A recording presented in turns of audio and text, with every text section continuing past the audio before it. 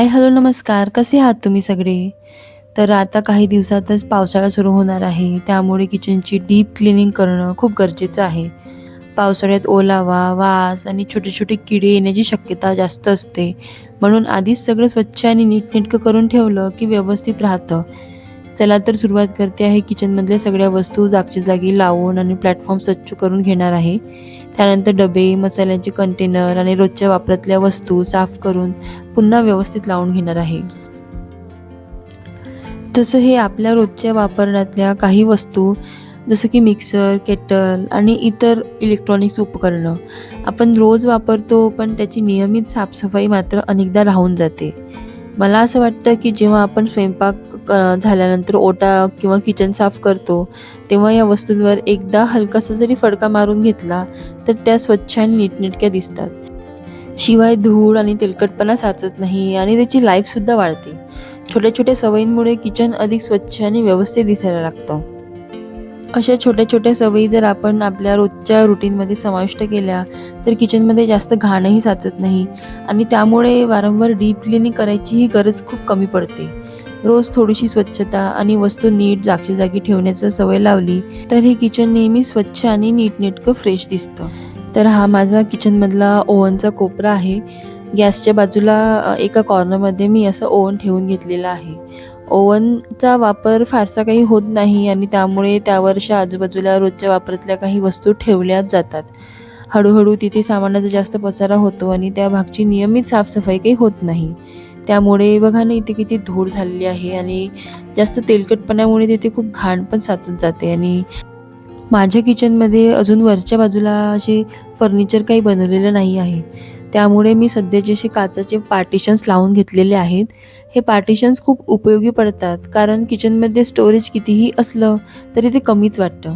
Temporary बेसिसवर हे काचेचे पार्टिशन्स एकच असा चांगला पर्याय आहे.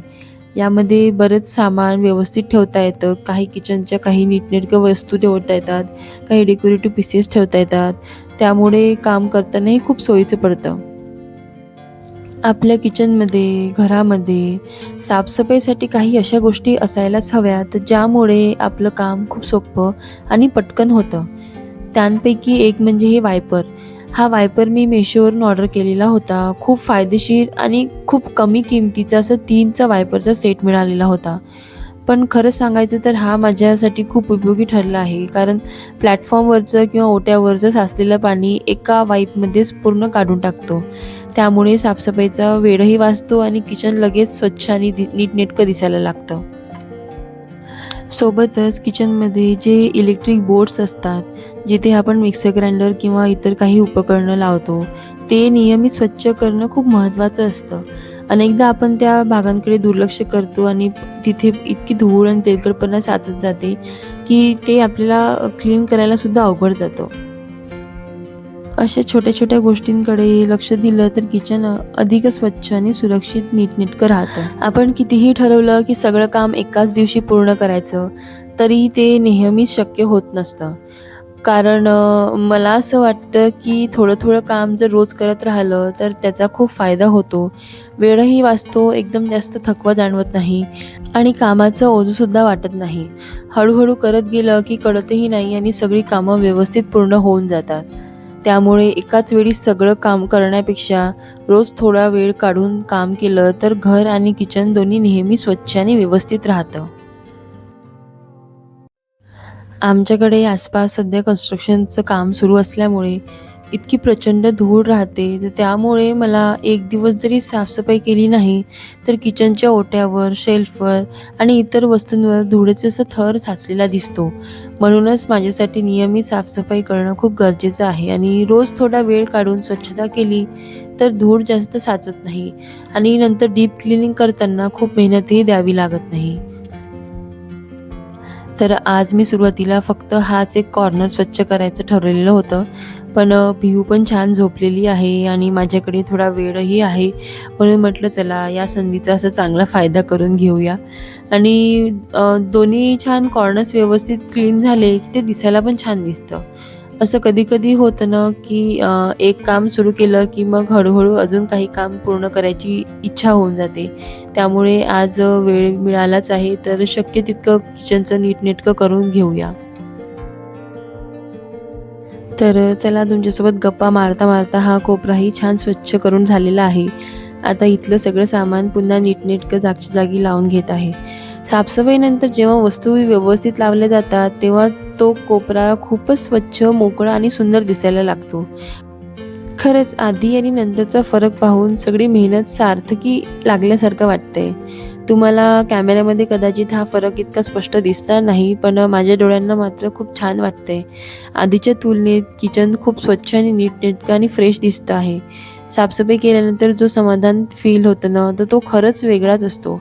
आता हे स्वच्छ किचन पाहून मनही खूप प्रसन्न झालेलं आहे. तर मला ना एक सवय आहे, की घरातली कुठलीही भरणी किंवा डबा रिकामा झाला, तर मी तो तसाच परत न ठेवता आधी तो व्यवस्थित घासून, स्वच्छ धुवून आणि पूर्ण वाळवून घेत असते.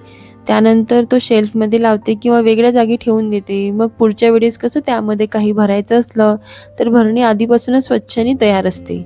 त्यामुळे कामही सोपं होतं आणि किचनमधली स्वच्छताही कायम राहते. तुम्ही ते बघू शकता मी काही भरण्या अशा पुसून घेत आहे. कारण अशा काही भरण्या आहेत ज्यामध्ये आधीपासूनचा थोडा-थोडा काही ना काही खाऊ ठेवलेला असतो.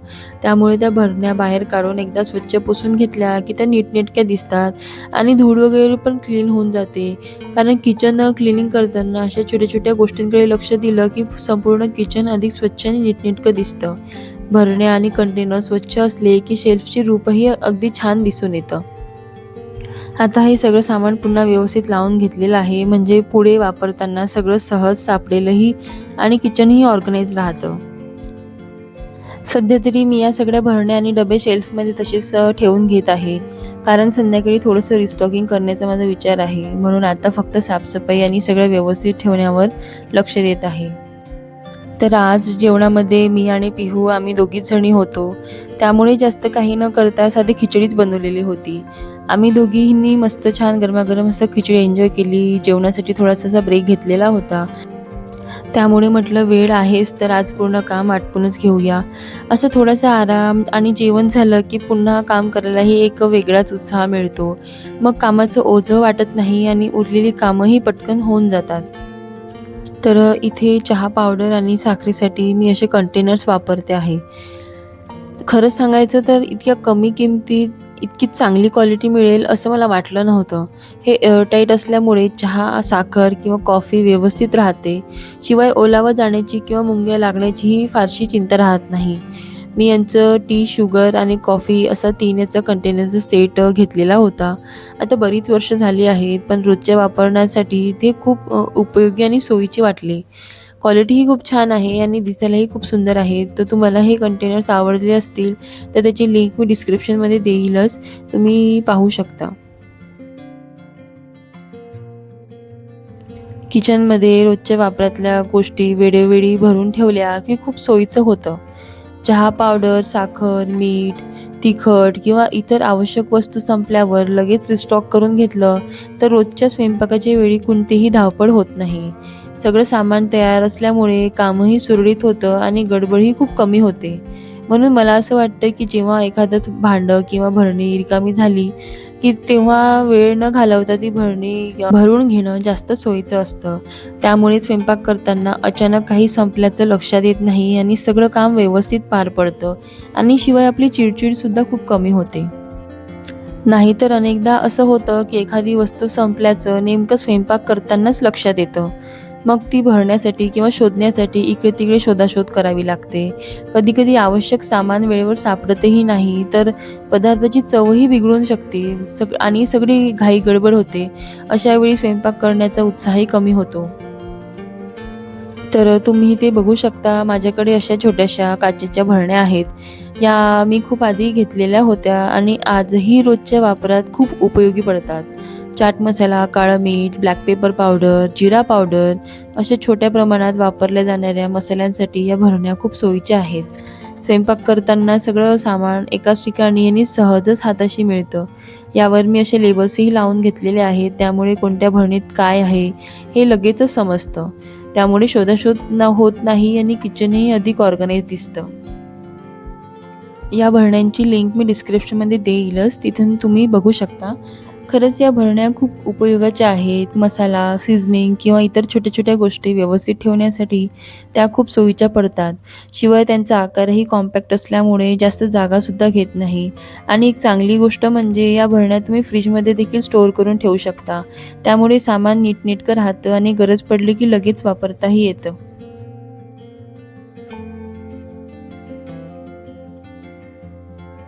तर अशा प्रकारे मी या सगळ्या भरण्या भरून घेतलेल्या आहेत आणि आता ते जागच्या जागी ठेवून देते.